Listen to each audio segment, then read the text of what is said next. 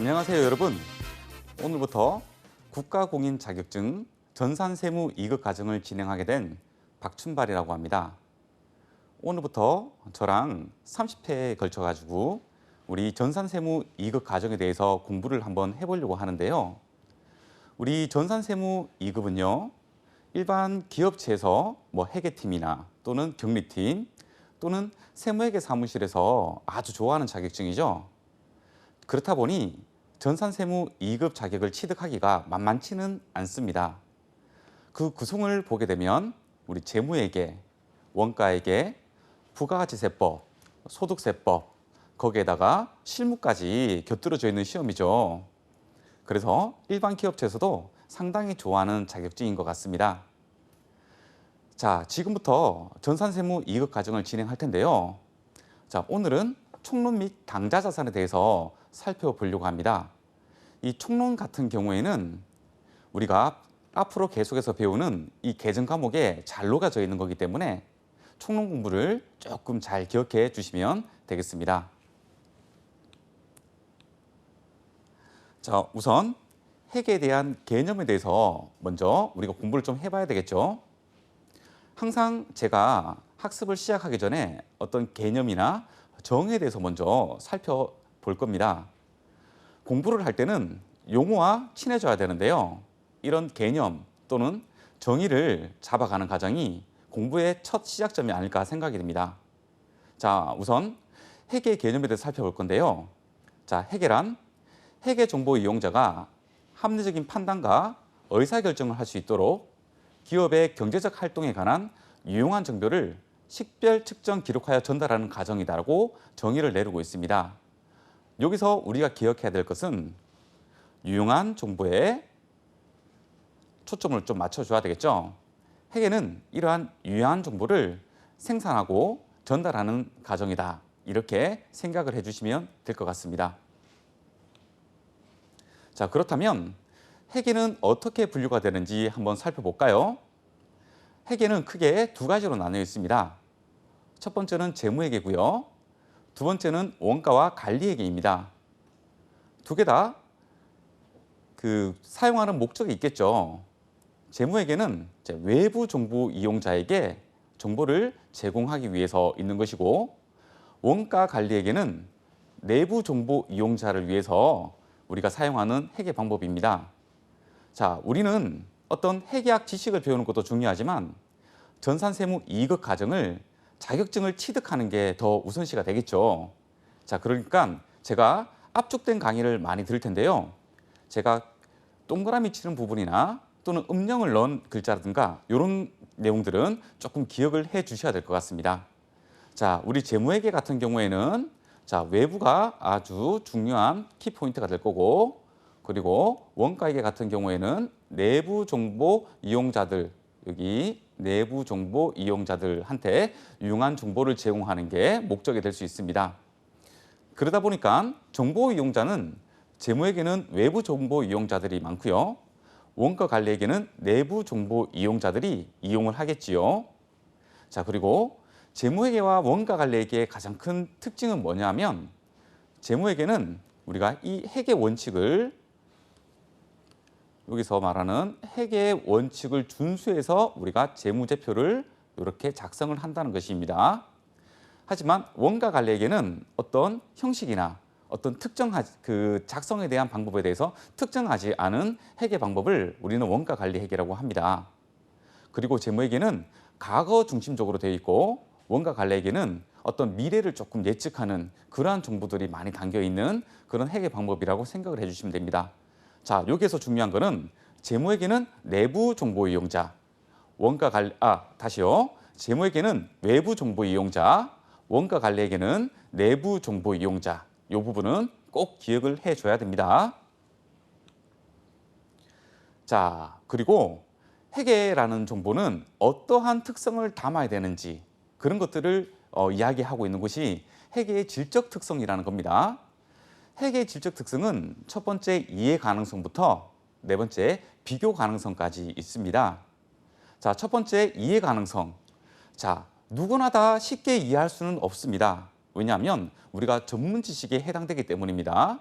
그래서 이 이해 가능성은 우리가 어떤 전문 지식을 가지고 있거나 또는 그런 전문 지식을 합류하려고 공부를 하고 있거나 이런 사람들에게 이해 가능해야 되는 거지 모든 사람에게 이해 가능하다는 것은 아닙니다. 자, 두 번째 목적 적합성, 세 번째 신뢰성입니다. 자, 여기서 시험 문제에 잘 출제되는 게 이 목적 적합성의 하부 질적 특성과 이 신뢰성의 하부 질적 특성을 구분하는 문제들이 잘 나오고 있지요. 자, 두 번째 이 목적 적합성은 이 회계 정보가 의사결정에 영향을 줄 수 있느냐를 살펴보는 거고, 신뢰성은 이 회계 정보가 과연 유용하게 된 것인가 라는 것을 따져보는 거죠. 자, 목적 적합성은 예측 가치, 그리고 피드백 가치, 그리고 적시성 이렇게 세 개의 하부 질적 특성으로 되어 있고요. 신뢰성은 표현의 충실성, 검증 가능성, 중립성 뭐 이런 하부 질적 특성을 가지고 있습니다. 그래서 이 목적 적합성과 신뢰성을 잘 구분할 수 있도록 하부 질적 특성을 잘 암기를 해야 되겠죠. 자, 특이하게 이 목적 적합성 안에는 피드백 가치라는 게 있습니다.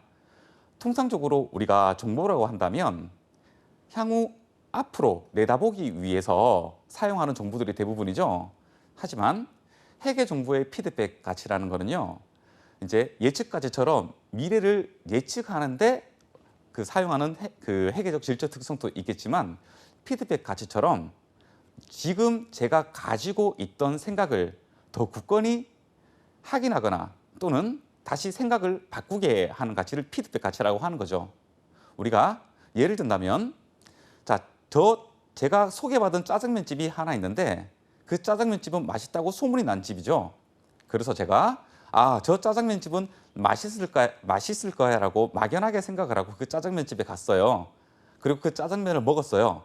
그럼 저는 두 가지 가치를 얻게 됩니다. 자, 첫 번째, 원래 생각했던 것처럼 맛있구나. 또는 생각했던 것보다 맛이 없네. 이게 피드백 가치라고 생각을 해 주시면 됩니다.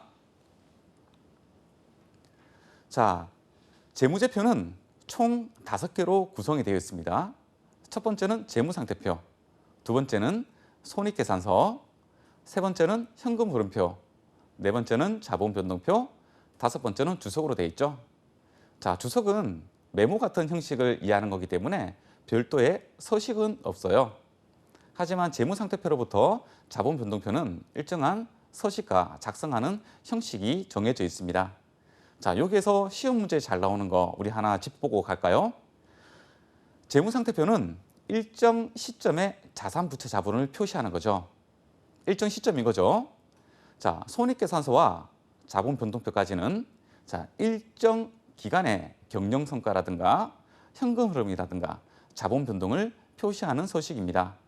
자, 그래서 우리가 일정 시점에 해당되는 것은 재무상태표, 일정 기간에 해당되는 것은 손익계산서부터 자본변동표 이렇게 구분되어 있는 거 잘 생각을 해주시고요.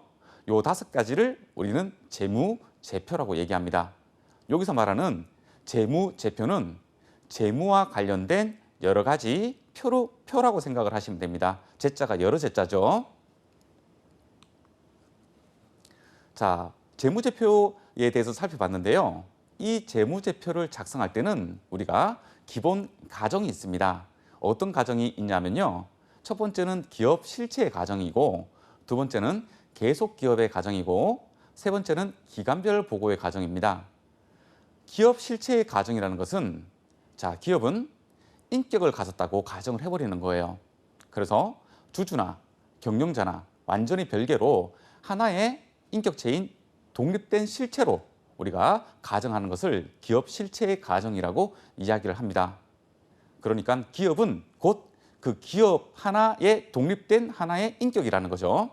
자, 두 번째, 계속 기업의 가정입니다. 자, 우리가 재무제표를 작성할 때 그 기업이 곧 망할 거라든가 또는 청산을 할 거라고 생각을 한다면 재무제표가 아무런 의미가 없어지게 되겠죠. 그렇기 때문에 재무제표를 작성할 때 우리는 계속 기업의 가정을 세우고 작성을 하고 있습니다. 기업이 계속해서 존재하여야만 재무제표도 의미가 있겠죠. 세 번째는 기간별 보고의 가정입니다. 기간별 보고의 가정이라는 게 우리가 인위적으로 분할된 회계 기간별로 우리가 재무제표를 작성하자는 거죠. 자, 내용은 그렇게 어렵지 않죠. 하지만 여러분들은 이 용어를 기억을 해줘야 된다는 게 조금 힘든 게 아닌가 싶습니다. 총론에서는 단어들이 상당히 많이 나오거든요. 이 단어들이 의미하는 내용에 대해서도 이해를 해야 되겠지만 외워야 된다는 거죠. 그죠? 자, 그래서 조금 수고스럽지만 이런 기업 실체의 과정, 계속 기업의 과정, 이런 재무제표 기본 과정에 대한 용어는 조금 암기를 해 주시는 게 좋을 것 같습니다. 자, 재무상태표 예시로 제가 하나 가져봤는데요. 재무상태표는 이렇게 생겼습니다. 자, 여기 제목이 달려져 있고요. 구성을 한번 잘 봐야 됩니다. 자, 그리고 날짜가 이렇게 있죠. 자, 재무상태표는 어떻게 된다고 했죠? 자, 일정 시점에 재무상태를 보여준다고 했죠. 자, 그래서 2019년 12월 31일 현재 시점에서의 자산, 그리고 부채, 자본 이렇게 보여주고 있는 겁니다. 자, 그리고 제일 위쪽에 보면 여기 주식회사 뭐 이렇게 돼 있죠. 여기에 상호가 들어가도록 되어 있습니다. 자, 그리고 오른쪽에는 단위를 이렇게 적도록 되어 있습니다. 이게 재무상태표 서식입니다. 자, 그렇다면 이러한 재무상태표를 작성을 할 때 어떤 기준이 있겠죠? 자, 작성 기준입니다. 첫 번째는 구분과 통합 표시입니다. 자, 중요한 것은 구분해서 표시하고 중요하지 않다면 통합해서 표시해도 괜찮다는 거죠. 회계는 굉장히 합리적으로 만들어진 규칙입니다. 그렇기 때문에 이런 중요하다, 중요하지 않다와 구별을 해가지고 우리 구분 표시 또는 통합 표시를 할 수 있도록 되어 있습니다. 자, 두 번째로 총액 표시입니다. 자, 총액 표시는 기억을 해줘야 됩니다. 우리가 회계 규칙에 따라 회계 처리를 할 때 어지간한 경우가 아니면 다 총액으로 회계 처리를 하게끔 되어 있습니다. 자, 일부는 어떤 그 법적 구속력을 가지는 어떤 규칙이 일부분 있는데 그러한 것들은 순액 표시가 가능한데요. 그런데 원칙은 다 총액으로 표시를 해야 된다는 겁니다. 자, 세 번째는 유동성 구분입니다. 자, 유동성이라고 하면 우리가 재무상태표에서도 여기 좌측에 유동자산과 비유동자산으로 구분이 되거든요. 이럴 때 이 유동자산, 비유동자산, 유동부채, 비유동부채 구분하는 기준이 자, 1년 기준 또는 정상적인 영업 기준이라는 게 있습니다. 자, 그래서 우리가 1년이 초과한다. 그럼 뭐 비유동자산으로 구분하고 1년 이내 만기가 도래한다. 그럼 유동자산으로 구분하고 그것은 우리 재무상태표 작성 기준인 유동성 구분에 의해서 그렇게 구분을 하는 거죠. 자, 네 번째로 유동성 배열입니다. 자, 똑같은 유동자산, 똑같은 유동부채라면 그 중에서 유동성이 높은 순서로 배열을 하자라고 하는 거죠. 마지막으로 미결산 항목 표시 금지라는 게 있습니다. 이게 뭐냐면 우리는 그 계정별로 우리가 공부를 할 때 여러분들께서 또 배우겠지만 우리가 임시 계정이라는 게 있고 안 그러면 비만 계정이라고 해가지고 우리가 임시적으로 그 회계 기간 중에 메모 형식으로 쓰는 그런 계정들도 있고요. 또는 뭐 현금 가부족이라든가 또는 가지급금 이런 계정들이 있죠. 자, 이런 계정들은 임시 계정이기 때문에 외부에 보고하는 재무제표에는 나타나면 안 됩니다.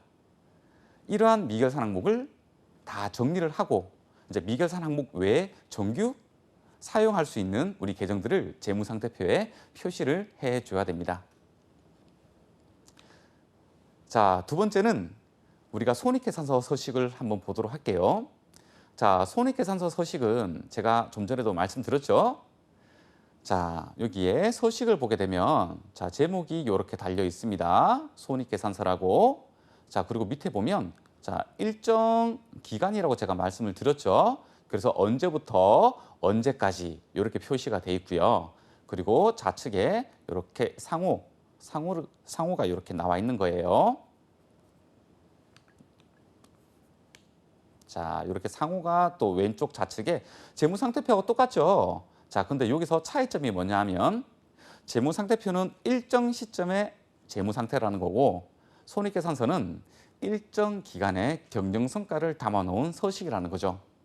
자, 그 슬라이드에서 보는 손익계산서는 조금 잘려져 있어요. 그죠? 나중에 우리 손익계산서 서식 많이 볼 텐데요.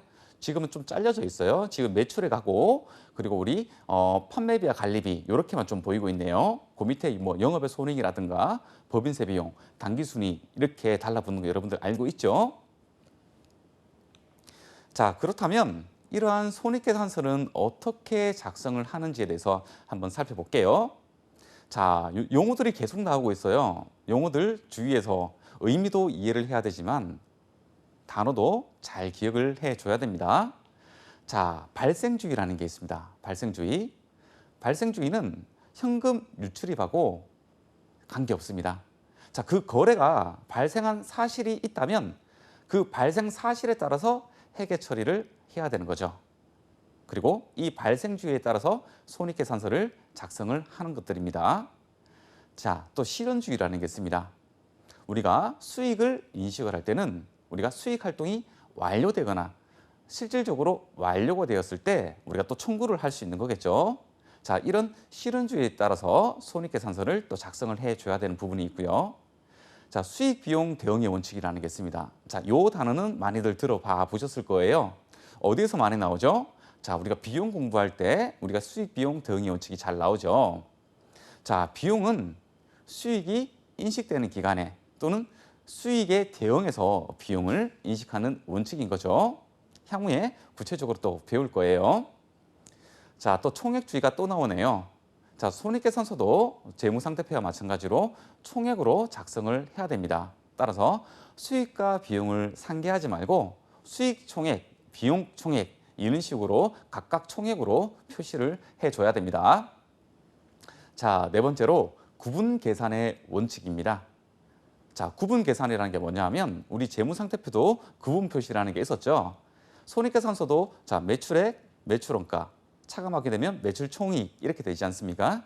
자, 이런 식으로 매출 총손익, 그리고 영업손익, 당기손익 등을 구분해서 계산해서 작성을 하라는 원칙이 구분 계산의 원칙에 해당이 됩니다.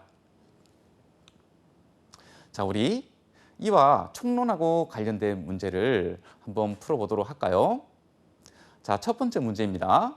자, 이것은 우리 전산세무 2급 49회에 출제된 문제인데요. 아, 이런 식으로 문제가 나오는구나 라고 생각을 좀 해주시면 될 것 같습니다. 자, 1번. 자, 다음은 회계정보가 정보 이용자의 의사결정에 유용성을 충족하기 위해서 갖춰야 할 회계정보의 질적 특성 중 지금 이 문제는 지금 질적 특성에 대해서 묻고 있는 거네요. 그 중에서 목적 적합성에 대해서 지금 물어보고 있습니다. 자, 회계정보의 질적 특성 중 목적 적합성에 대한 설명이다. 자, 목적 적합성에 하부 속성에 해당하지 않는 것은 이네요.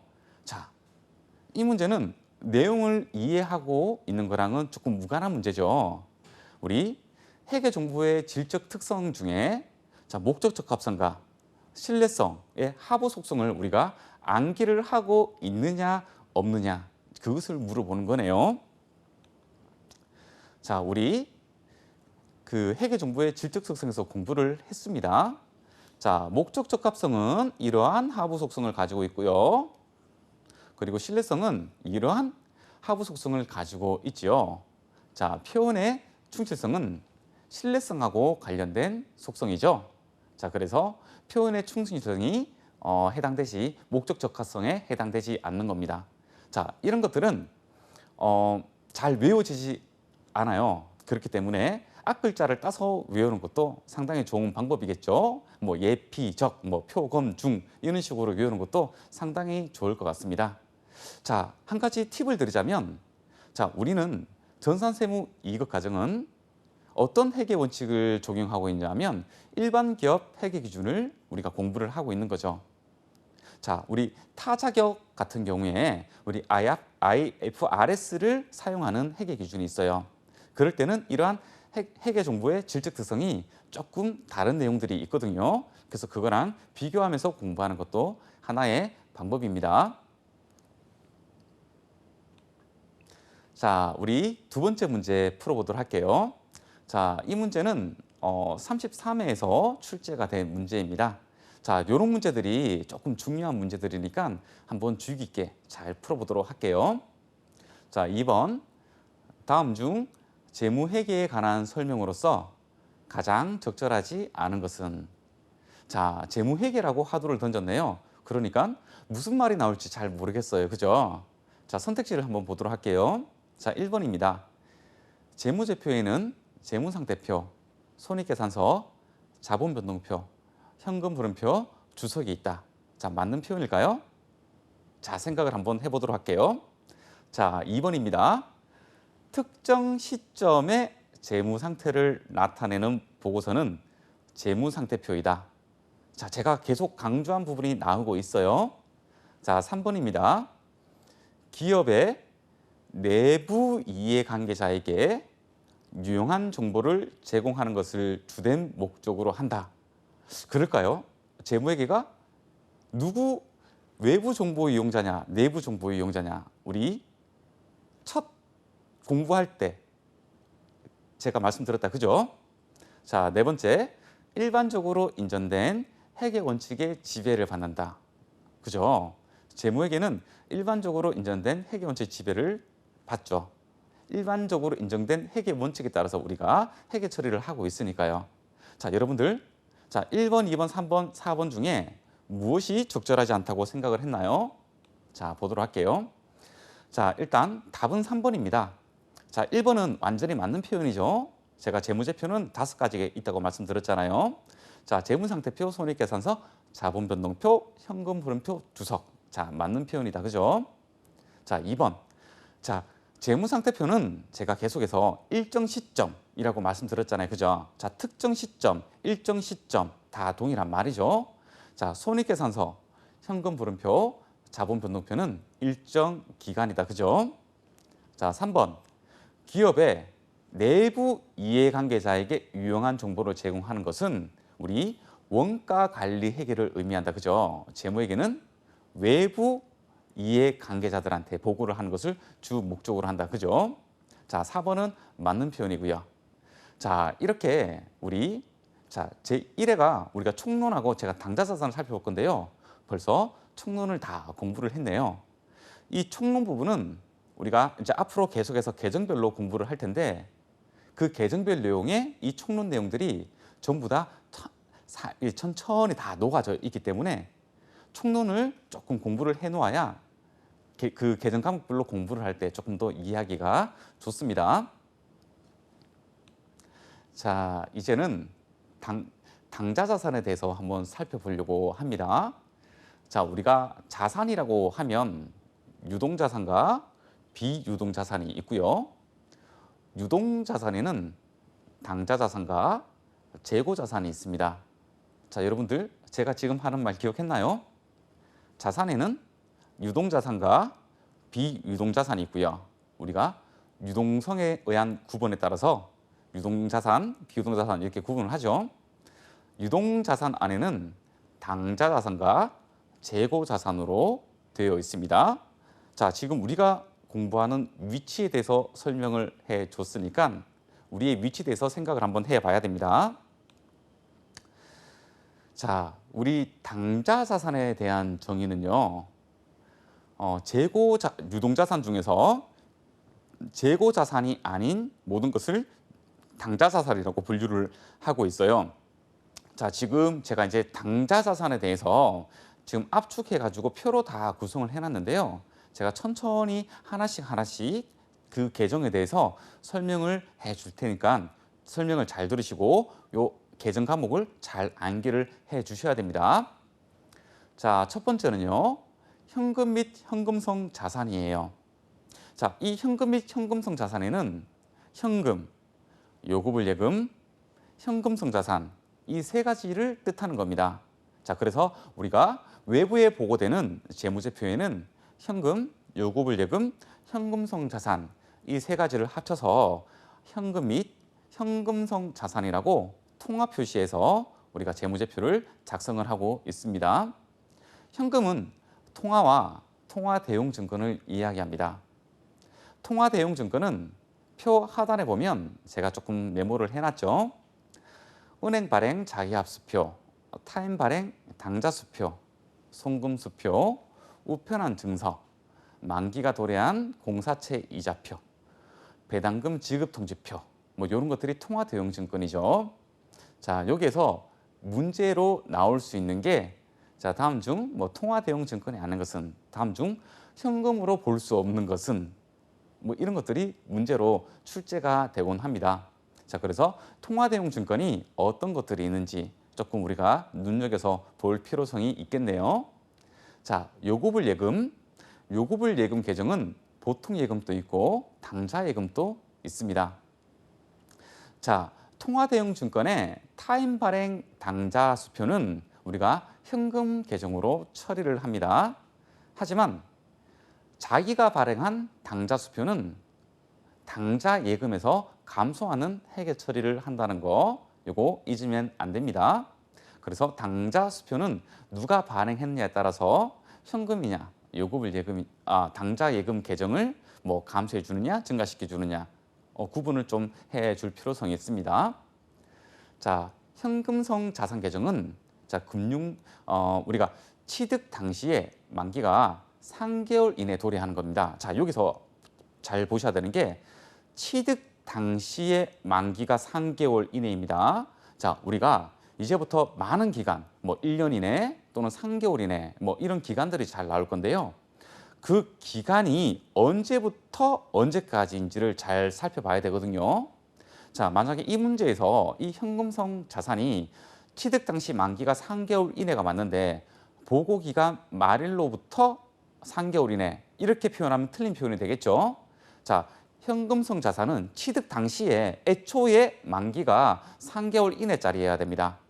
그러니까 이 현금성 자산은 현금으로 어느 정도 조금 용이하게 바꿀 수 있는 자산들을 이야기하는 거죠. 자, 현금 가부족인데요. 현금 가부족은 이런 것들이죠. 자, 우리가 카드라든가 이런 것들을 쓴다고 하더라도 아예 현금을 안 가지고 있을 수는 없겠죠. 그래서 회사에서도 일부 자금을 현금으로 가지고 있습니다. 자, 그런데 장부상의 현금 잔액과 그리고 실제 카운팅을 했을 때의 현금 잔액이 맞지 않았을 때 조정하는 임시 계정이 현금 가부족이라는 거죠. 자, 이제 단기 투자 자산에 대해서 살펴볼 건데요. 이 단기 투자 자산은 총 3가지로 구성이 되어 있습니다. 크게는 단기 금융상품, 단기 매매증권, 단기 대여금.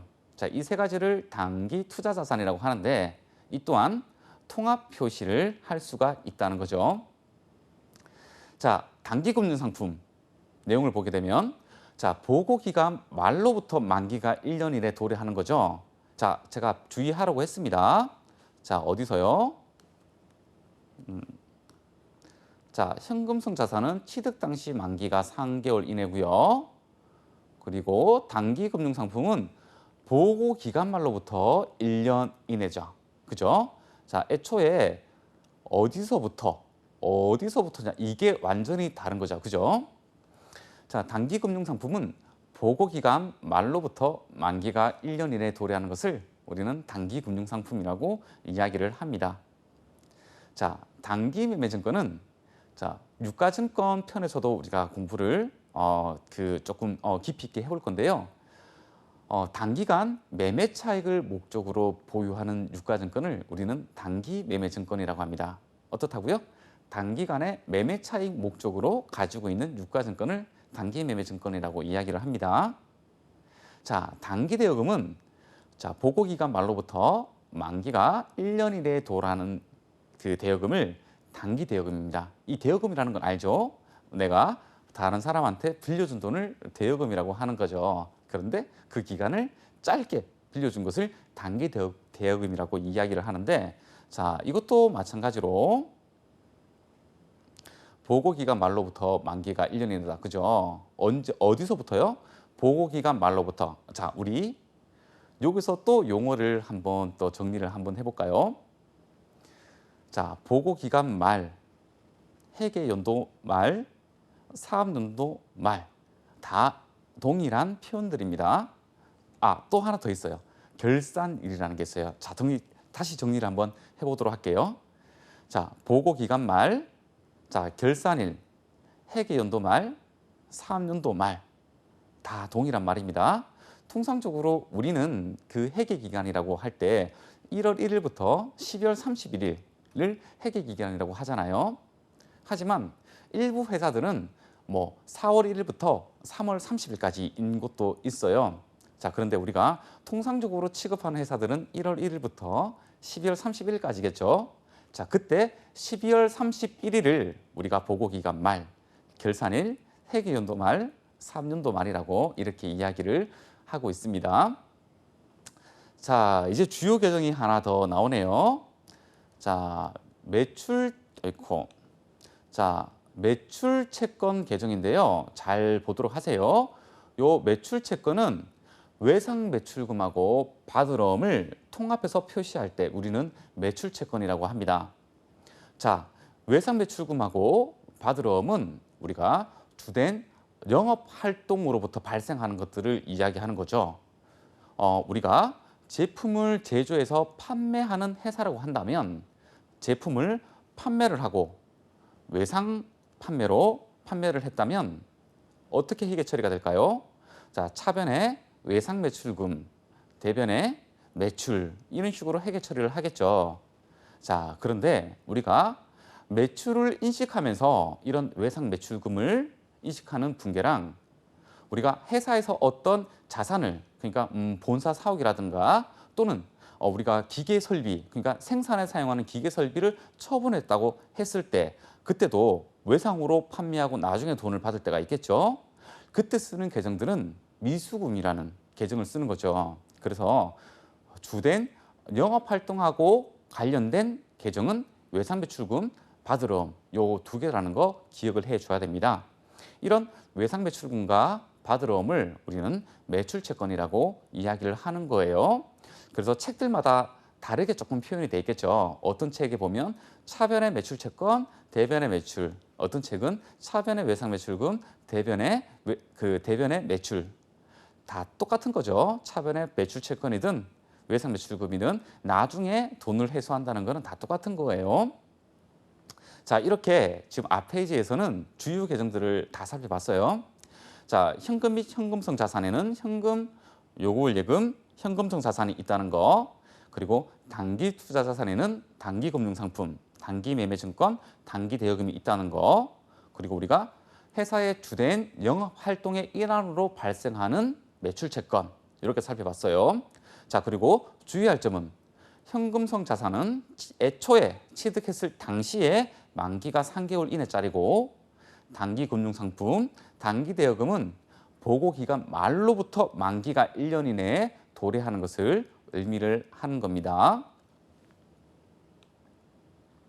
자, 이어서 이제 부가적인 계정들을 좀 살펴보도록 할게요. 자, 제가 말은 부가적이다라고 이야기를 했지만 사실 다 외워야 됩니다. 그런데 외우는 게 뭐 어렵냐? 그렇지는 않습니다. 회계 처리를 우리가 손으로 연습을 하다 보면 자연스럽게 익혀지거든요. 근데 자주 잘 쓰지 않는 계정들은 조금 의식적으로 암기를 할 필요성은 있는 것 같습니다. 자, 첫 번째는 대손충당금입니다. 대손충당금. 자, 우리가 예제 문제에서도 대손충당금을 풀어볼 텐데요. 우리가 외상 매출을 했다고 해서 그 외상 매출 대금이 전부 다 세수되는 것은 아니겠죠. 자, 우리 주변에 있는 기업체 사장님들한테 여쭤보면 외상 매출을 하고 다 받는다는 것은 거의 불가능에 가깝다고 이야기를 하실 겁니다. 떼인 돈들이 어느 정도 있으시다는 거죠. 자, 그래서 우리가 보고 기간 말에 외상 매출금이 쭉 이렇게 있을 때 우리는 경험치로 알고 있습니다. 얼마만큼 돈을 떼일지를요. 회사에서는 알고 있습니다. 그래서 그런 떼일 돈을 미리 비용 처리하면서 충당금을 잡는데요. 이것을 우리는 대손충당금이라고 합니다. 재무상태표에는 외상 매출금 하단에 대손충당금, 자, 이런 식으로 붙거든요. 그래서 대손충당금은 차감적 평가 계정이라고 합니다. 자산 쪽에는 있지만 자산의 마이너스로 표시가 되거든요. 자, 예를 들어서 외상 매출금이 1억이고 뭐 대손 충당금이 4천만 원이다. 그러면 순 외상 매출금은 6천만 원이 되는 거죠. 자, 이런 식으로 재무상태표에 표시가 됩니다. 자, 두 번째는 미수금이네요. 자, 미수금은 이 매출 채권하고 제가 구분을 해야 된다고 말씀드렸죠. 자, 이 미수금은 주된 영업활동 이외의 거래에서 발생하는 것을 이야기합니다. 자, 우리가 주된 영업활동하고 관련되었다고 했을 때 들어오는 계정들은요. 손익계산서를 한번 보도록 할게요. 손익계산서에서 매출액, 매출원가, 판매비와 관리비 요까지가 회사의 주된 영업활동하고 관련이 돼 있는 거고요. 지금처럼 미수금처럼 자, 이외다. 그러면 영업의 수익, 영업의 비용 이쪽으로 들어가는 계정이다. 이렇게 생각을 해주시면 될 것 같아요. 자, 물론 미수금도 유동자산인 당좌자산의 일부로 속하기는 합니다. 자, 미수금은 우리가 유용자산을 처분했을 때, 외상으로 처분했을 때 받지 못한 자금을 우리가 또 미수금 이런 식으로 계정 처리를 하고요. 자, 그럼 어떻게 될까요? 자, 차변에 미수금이라는 자산이 잡히고요. 자, 대변에는요, 기계 설비가 빠지고, 감가상각 누계액이 또 차변에 빠지고, 그리고 그 차액이 유형자산 처분 손익으로 잡히고, 자, 이렇게 되겠죠. 자, 미수수익입니다. 자, 미수수익은 차후에 우리가 결산 분계를 공부할 때 자세히 살펴보겠는데요. 그 내용을 살펴보게 되면 미수수익은 단기 기간 경과분에 대해서 수익으로 인식을 해야 되는데 아직까지 수취하지 못한 것을 미수수익이라고 이야기합니다. 관련된 회계 처리를 보게 되면 자, 차변의 미수수익, 대변의 수익, 자, 이렇게 회계 처리가 되겠죠. 그래서 아직 돈으로는 받지 못했지만 이번 연도에 수익으로 인식을 해야 되는 겁니다. 가장 정확한 예를 한번 들어볼까요? 자, 우리가 이자 수익은 이렇게 미수수익 계정이 등장합니다. 결산 분계를 할 때요. 자, 우리가 7월 1일 날에 정기예금을 가입을 했어요. 자, 만기가 1년입니다. 그래서 내년 6월 31일에 만기가 될 텐데요. 그러면 7월 1일부터 12월 31일까지 기간 경과분에 대해서는 미수수익 계정으로 자산으로 잡아놓고 그리고 대변에는 수익으로 우리가 잡아줘야 된다는 거죠. 그래서 차변에 미수수익, 대변에 이자 수익, 그래서 수익을 먼저 인식을 하고요. 그리고 차기에 그 정기예금이 만기가 되었을 때 미수수익을 대변으로 빼주면서 차변에 미수수익에 대한 현금이 들어오고요. 그리고 차기분에 대한 이자 수익에 대한 현금이 또 들어오겠죠. 자, 이해가 갔나요? 자, 미수수익은 너무 걱정하지 말아요. 차후에 우리가 결산 분계를 할 때 또 공부를 할 부분입니다. 자, 선급금 계정이 있네요. 자, 선급금은 우리가 미리 지급한 금액을 의미합니다. 통상적으로 우리가 계약금조로 줬다 이렇게 얘기를 하잖아요. 자, 그것을 우리는 선급금이라고 합니다. 반대되는 계정으로는 선수금이 있겠죠. 자, 이 선급금은 이렇게 회계처리를 하겠죠. 자, 미리 지급한 금전이니까 자, 차변에 선급금, 대변에 현금. 자, 현금이 빠져나가면서 먼저 준 돈을 인식을 하는 회계 처리를 우리는 선급금이라고 이야기를 합니다. 자, 다음 계정은 무엇인가요? 선급 비용이 나와 있네요. 자, 선급 비용은 우리 미수수익하고 성격이 비슷한 친구죠. 자, 먼저 줬어요. 그런데 자, 비용으로 줬는데 이 비용을 인식하는 기간이 단기가 아니고 차기의 비용으로 처리해야 될 때 쓰는 계정들이 선급 비용 계정이라고 합니다. 자, 가지급금이네요. 자, 실무적으로는 이 가지급금 상당히 우리 기업체의 사장님들이 싫어하는 건데요. 우리가 공부할 때 이 가지급금은 살짝 개념이 조금 달라요. 어떤 거냐면 우리가 회사에서 이제 금전을 지급을 했는데 아직까지 어떤 내용들이 어디에 쓰였다고 내용들이 확정이 되지 않았을 때 우리가 임시적으로 기록하는 계정을 우리는 가지급금이라고 이야기를 합니다. 자, 우리가 시험에서 이렇게 문제가 잘 나옵니다. 자, 금전을 우리가 김 대리가 출장을 가는데 20만 원을 줬대요. 예전에는 출장을 갈 때 법인카드가 없었을 때는 현금으로 줘야 되잖아요. 그죠? 아직까지 이런 문제들이 나오고 있는데요. 자, 우리가 김 대리가 출장을 갈 때 회사에서 현금 20만 원을 봉투에다가 담아줬어요. 자, 그때 김 대리한테 20만 원을 줬을 때, 자, 차변 가지급금 20만 원, 대변 현금 20만 원 이렇게 회계 처리를 하겠죠. 자, 김 대리가 우수한 영업 성과를 가지고 다시 본사에 복귀하면서 영수증을 제시했나요? 자, 숙박비로 뭐 10만 원을 쓰고, 그리고 먹는 걸로 5만 원 쓰고, 교통비로 5만 원 썼다 해서 이렇게 영수증을 다 첨부했네요. 그럼 우리는 경리부에서는 어떻게 하죠? 그 영수증을 수치를 한 다음에 자, 회계 처리를 이렇게 하겠네요. 이렇게 처리합니다. 자, 차변에 여비교통비 20만 원, 그리고 대변에는 좀 전에 인식한 가지요금을 빼주면 되겠죠. 자, 그래서 차변에 여비교통비 20만 원, 대변에 가지급금 20만 원.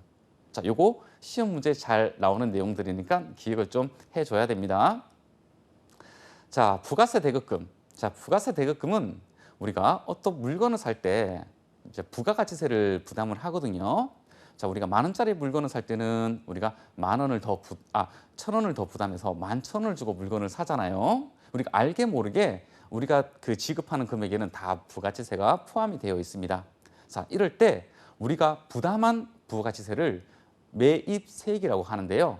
그 매입세액을 인식하는 계정이 부가세 대급금입니다. 자, 그리고 선납세금이라는 계정이 있는데요. 자, 이것은 뭐냐면, 자, 우리 법인세 중간연합세 또는 우리가 법인이 가지고 있는 보통예금 또는 정기예금에서 발생하는 이자 수익에 대한 원천세, 미리 납부한 세금이 되겠죠. 자, 그래서 이렇게 미리 납부한 세금을 선납세금이라는 계정으로 잡아두고 있습니다.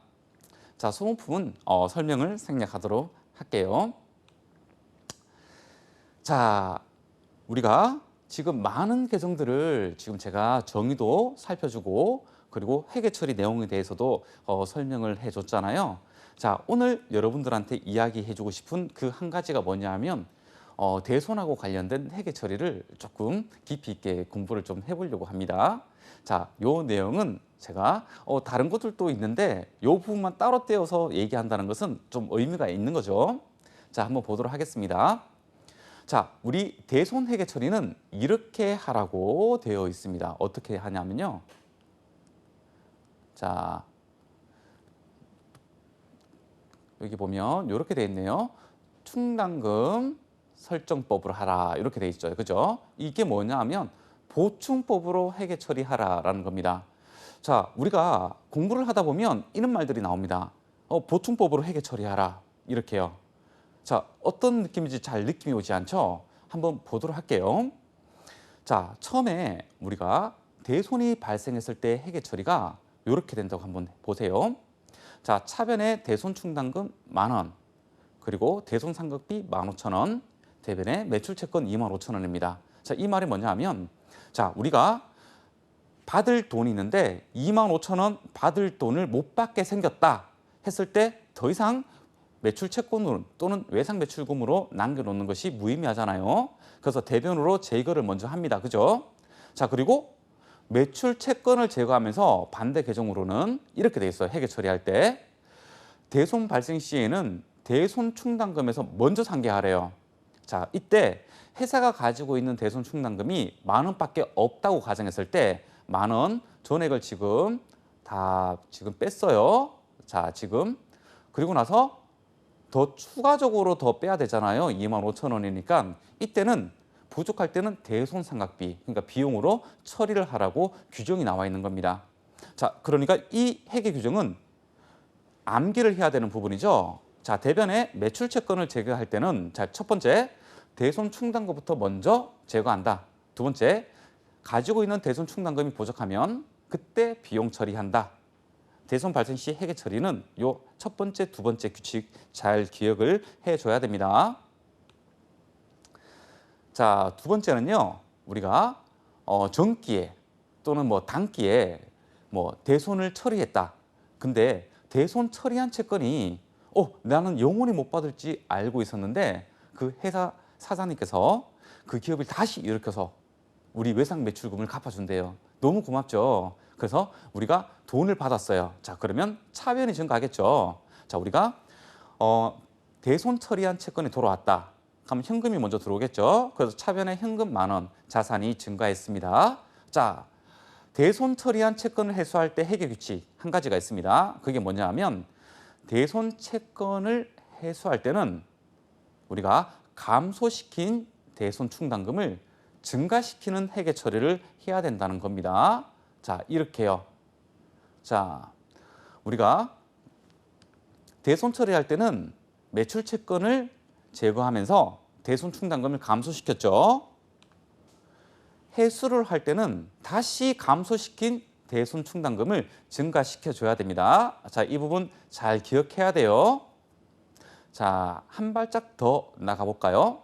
자, 한 발짝 더 나가서 자, 우리가 대손 처리한 채권이 자, 부가치세법상 대손세 공제를 받았던 경우가 있습니다. 자, 그럴 때는 이렇게 하는 거예요. 부가세 예수금도 같이 살려줘야 되는 거예요. 자, 이 부분은 우리가 부가치세법을 다루면서 그때 매입 매출 전표 실습을 과정이 있거든요. 그때 한번 더 공부를 할 거예요.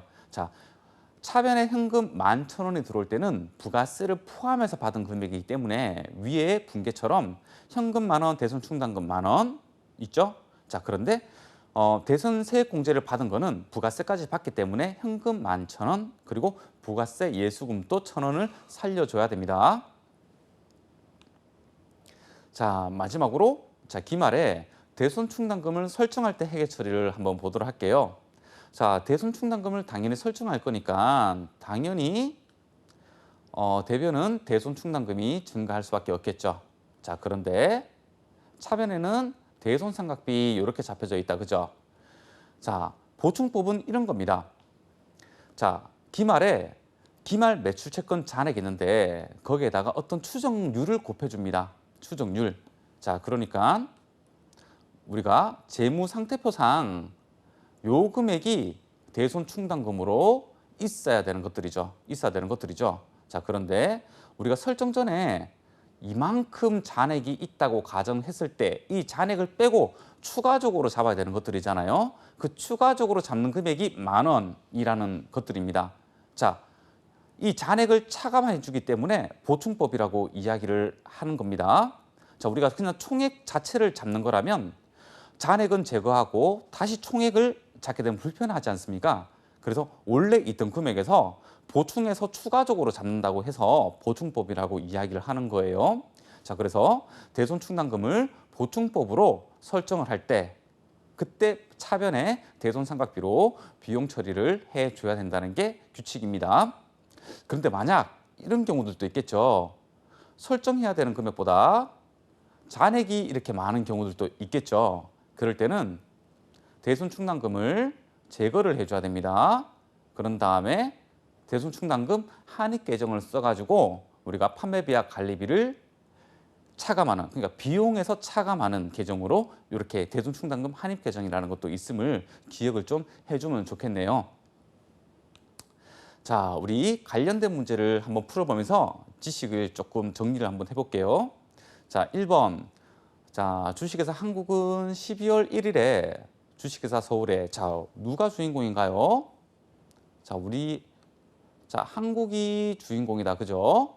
자, 12월 1일에 주식회사 서울에 대한 외상 매출금 100만 원에 대하여 주식회사 서울의 파산으로 대손 처리하였다. 외상 매출금 100만 원이 있었는데 이거를 대손 처리해야 되네요. 자, 대손 처리하기 전에 외상 매출금 및 대손 충당금의 잔액이 다음과 같을 때 다음 중 틀린 것은 몇 번인가라는 거네요. 자, 지금 보니까 특이하다, 그죠? 자, 외상 매출금이 100만 원 있었고 이 외상 매출금에 설정된 대손 충당금이 100만 원 있었네요. 그러니까 주식회사 서울은 원래 문제 있는 회사라고 생각을 했네요. 그죠? 어떻게 이 외상 매출금이 100만 원인데 대손 충당금을 100만 원을 다 잡을 수 있겠어요. 그죠? 그러니까 이미 외상 매출을 할 때 아예 못 받은 걸로 판단을 했나 봐요. 자, 1번 대손 처리 후에 외상 매출금 총액은 100만 원이 감소한다. 자, 이 말이 맞는지 한번 생각을 해볼게요. 자, 2번. 12월 1일에 회계 처리에서는 일정한 비용이 인식된다. 자, 그럴까요? 자, 3번. 대손 처리 후에 대산 충당금 잔액은 100만 원이 감소된다. 이 말도 그죠? 자, 4번. 대손 처리 후에 외상 매출금의 순액은 변동이 없다. 자, 문제 감이 오시나요? 대손 충당금 문제는 공부를 하지 않고서는 맞추기가 상당히 힘들어요. 그래서 여러분들한테 시간을 할애해가지고 이렇게 깊이 있게 조금 이야기를 해주는 겁니다. 자, 우리 문제풀이 한번 해보도록 할게요. 자, 지금 현재 지금 제가 문제풀이하는 방법을 눈여겨 좀 잘 보세요. 이 말은 이렇게 풀어라는 얘기겠죠. 자, 대손 충당금 잔액이 100만 원이 있었대요. 자, 이때 대손 처리는 외상 매출금이 100만 원 까지면서 대손 충당금이 100만 원 있었으니까 다 까진다. 그죠? 그런데 외상 매출금을 100만 원을 제거하고 원래 대손 충당금도 100만 원밖에 없었으니까 추가적으로 대손 삼각비를 잡을 금액은 없네요. 자, 그러면 대손 처리 후에 대손 충당금 잔액은 0원이 되겠다. 그죠? 100만 원밖에 없었고 100만 원을 제거했으니까요. 자, 그렇다면 재무상태표를 한번 비교해 볼게요. 자, 원래 재무상태표가 이렇게 되어 있었죠. 외상 매출금이 100만 원 있었고 대손 충당금이 100만 원 있었고 장부 금액은 0원이었어요. 순액은 0원이었어요. 외상 매출금에 대한 순액은 0원이었어요. 자, 그런데 외상 매출금도 100만 원 제거하고 대손 충당금도 100만 원 제거하니까 처음하고 똑같네요. 그러니까 장부 금액은 처음하고 똑같다. 그죠? 자, 그러니까 동그라미 1번. 대손 처리 후에 매상 매출금 총액은 100만 원이 감소된다. 자, 100만 원에서 0원이 되었으니까 100만 원 감소했다. 그죠? 자, 2번. 12월 1일에 회계 처리에서는 일정한 비용이 인식된다. 자, 여기를 얘기하는 거죠. 자, 우리 대손 삼각비 금액이 나왔나요? 안 나왔죠? 네. 제거되는 외상 매출금 금액을 가지고 있는 대손 충당금 잔액으로 충분히 커버할 수 있었어요. 그러니까 일정한 비용이 인식될 이유는 없죠. 그래서 답은 2번입니다. 자, 3번. 대손 처리 후에 대손 충당금 잔액은 100만 원이 감소된다. 이 말도 맞죠? 자, 지금 여기 대손 충당금 100만 원이 어떻게 됐어요? 0원이 돼버렸잖아요. 그죠? 100만 원이 감소했다. 그죠? 자, 4번. 대손 처리 후에 외상 매출금 순액은 변동이 없다. 자, 처음에 0원이었다. 그죠? 순액이. 그리고 또 0원이었어요. 그죠? 순액은 변동이 없었어요. 살짝 난이도가 있는 문제인 것 같은 느낌이 나네요. 자, 마지막 제가 대손 충당금 문제는 제가 두 문제를 들고 왔거든요. 자, 이 두 문제로 대손 충당금을 정리를 해야 됩니다, 여러분들. 자, 다음은 주식회사 한국산업의 대손 충당금과 관련된 내용이다. 거래 내용을 확인한 후 당기 대손 충당금으로 설정된 금액을 구하시오. 자, 문제에서 뭘 묻고 있죠?